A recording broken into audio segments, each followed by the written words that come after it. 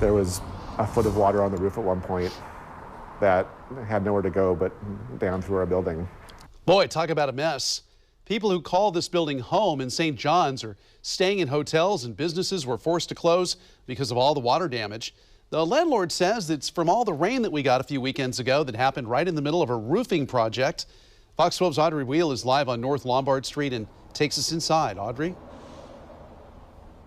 Yeah, well, Wayne, the landlord told me this evening that it could be up to $1 million in damage. They're getting a new roof here, and he says it could have handled some rain, but it was not ready for a September soaker, and that is exactly what we got.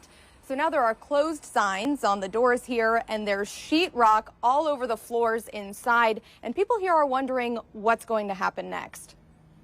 My first hole was right there Sunday night. Nora Badgett lives in one of 10 apartment units in this building that she says look very similar right now. Rain just kept coming, and then we got that torrential rain that was on Sunday, and that pretty much took care of everybody. Missing ceiling, floors covered in debris, mold growing already, and tarps over anything she had a chance to save. You can see the drips coming down on the walls. But there wasn't much she could do. And now she's dealing with the loss of her home and so many things inside. Too much. I'm sorry. No, it's okay. I went through Katrina. I've been down this road. Water damage so extensive, it reminds her of when she lived in New Orleans during Hurricane Katrina. Well, it's really no different. The mold crawling and the only difference is the rain came this way.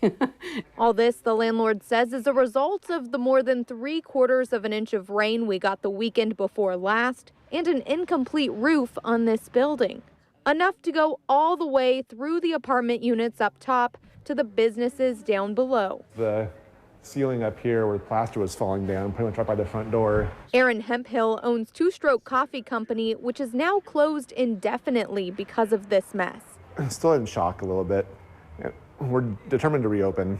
We love the neighborhood, we love the space, we love everybody, and we want to be here. And so we're going to do whatever we can to be open. We just don't know what it's going to take to do that and how long it's going to take, but we'll do it. Right now, everyone's insurance agencies are working together to figure it all out. The landlord says they'll likely have to gut the whole place and go from there, which could easily take months.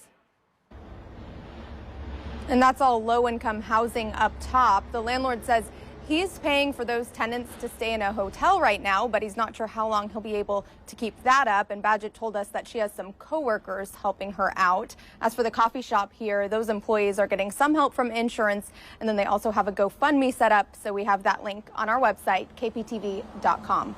Live in St. John's, Audrey Wheel, Fox 12 Oregon.